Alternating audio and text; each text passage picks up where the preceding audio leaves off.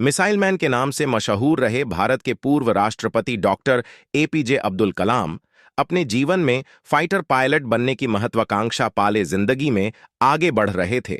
उनका सपना टूट गया, लेकिन यह उनके लिए हादसा नहीं बल्कि सीख का अनुभव बना और बाद में वे देश के सबसे बड़े वैज्ञानिक बने।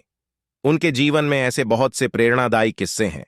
हर बड़े वैज्ञानिक का जीवन सीखों से भरपूर होता है। डॉक्टर एपीजे अब्दुल कलाम का जीवन भी इसका अपवाद नहीं है। उन्होंने भी आम लोगों की तरह अपने जीवन में काफी कुछ गंवाया, लेकिन अपनी मेहनत और लगन से उम्मीदों से कहीं ज्यादा पाया। लेकिन वे अपने पूरी जीवन में अपने सिद्धांतों और अपनी पसंदीदा जीवन शैली से जुड़े रहे। 15 अक्टूबर को उनकी जयंती उनके प्रेरणादायी जीवन को याद दिलाती है, जो देश के युवाओं को दिशा देने का करती है। उनका जीवन सबसे बड़ी मिसाल है कि जीवन का सबसे बड़ा सपना टूटना, सब कुछ खत्म हो जाना नहीं है। जीवन का लक्ष्य और बदलाव। दुनिया में बहुत से लोग अपने जीवन में बड़ा लक्ष्य लेकर चलते हैं। डॉक्टर कलाम भी बचपन से फाइटर पायलट बनना चाहते थे। इसके लिए शुरुआती जीवन में तमाम विषमताओं के बावजूद पढ़ाई में बहुत लगन से मेहनत की और अपने लक्ष्य की ओर बढ़ते रहे हैं। लेकिन जब कई लोगों की तरह उनकी महत्वाकांक्षा भी पूरी नहीं हो सकी, जिसके बाद उनका जीवन ही बदल गया। बचपन से ही विपरीत हालात। अबुल पकीर जैनुलाब्दीन अब्दुल कलाम का जन्म 15 अक्टूबर 1931 को तमिलनाडु के रामेश्वरम के धनुषकोडी गांव में एक मुस्लिम परिवार में हुआ था। उनके पिता मछुआरों को नाव किराए से देते थे और कभी खुद भी नाव से हिंदुओं की तीर्थ यात्रा कराते थे। बचपन में कलाम का परिवार की गरीबी की वजह से कलाम को अखबार बेचने तक का काम भी करना पड़ा था। पढ़ाई के प्रति सकारात्मक रवैया। ना तो घर में पढ़ाई माहौल था, ना ही आर्थिक तौर पर किसी तरह की सुविधा की उम्मीद। लेकिन कलाम अपनी पढ़ाई को लेकर हमेशा ही बहुत ही सकारात्मक रहे। पढ़ाई में औसत अंक आने पर भी उनकी गणित और भौतिकी में गहरी रुचि रही। उन्होंने स्कूली पढ़ाई रामानाथपुरम में पूरी की। फाइटर पायलट बनने का सपना। जब कलाम 5वीं कक्षा में थे, तब उनके शिक्षक उन्हें पक्षी के उड़ने के तरीके की जानकारी दे रहे थे, लेकिन जब छात्रों को कुछ समझ में नहीं आया तो उन्होंने बच्चों को समुद्र तट ले जाकर उड़ते हुए पक्षियों को दिखाकर अच्छे से समझाया।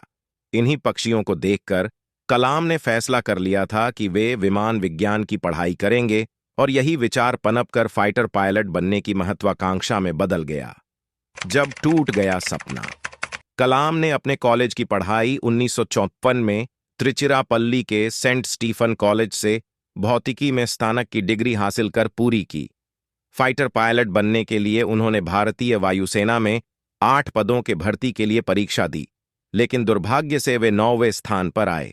कलाम ने खुद बताया कि यह उनके लिए कितना बड़ा आघात था। बदल गई जिंदगी की दिशा। अच्छी बात यह रही कि बिखरने के बजाय वे आगे बढ़े और उन्होंने मद्रास इंस्टीट्यूट ऑफ टेक्नोलॉजी से एरोस्पेस इंजीनियरिंग की पढ़ाई की, जहां से defence research and development service में सदस्यता हासिल की और भारतीय अंतरिक्ष अनुसंधान संस्थान के एरोनॉटिकल डेवलपमेंट एस्टैब्लिशमेंट में वैज्ञानिक के रूप काम करना करियर को नई दिशा देते हुए एक छोटे होवरक्राफ्ट की डिजाइन से दूरी जिंदगी की शुरुआत की। वैज्ञानिक से मिसाइल मैन। इसके बाद डॉक्टर कलाम ने पीछे मुड़कर नहीं देखा। वे इसरो में पहले सैटेलाइट लॉन्च व्हीकल के प्रोजेक्ट निदेशक बने, जिसने रोहिणी सैटेलाइट को कक्षा में सफलतापूर्वक स्थापित किया। फिर पोलर सैटेलाइट लॉन्च व्हीकल के भी सफल परीक्षण में योगदान दिया। इसके बाद उन्हें बैलिस्टिक मिसाइल विकसित करने वाले प्रोजेक्ट डेविल और प्रोजेक्ट वैलिएंट की जिम्मेदारी भी मिली। बाद में कलाम को ही integrated guided missile development programme IGMDP जैसे महत्वाकांक्षी और बड़े अभियान का प्रमुख बनाया गया, जिसकी सफलता पर वे मिसाइल मैन के रूप में मशहूर हुए। कलाम यहीं नहीं रुके। उनकी निगरानी में भारत ने पोखरण 2 के सफल परमाणु परीक्षण किए। उस समय वे प्रधानमंत्री के मुख्य वैज्ञानिक सलाहकार और भारतीय रक्षा अनुसंधान एवं विकास संगठन के सचिव भी थे। 2002 में उन्हें राष्ट्रपति पद का उम्मीदवार बनाया गया और देश के 11वें राष्ट्रपति बने। 27 जुलाई 2015 को उन्होंने दुनिया के अलविदा कह दिया। लेकिन तमाम ऊंचाइयों को छूने के बाद भी वे हमेशा ही एक शिक्षक और वैज्ञानिक ही बने रहे।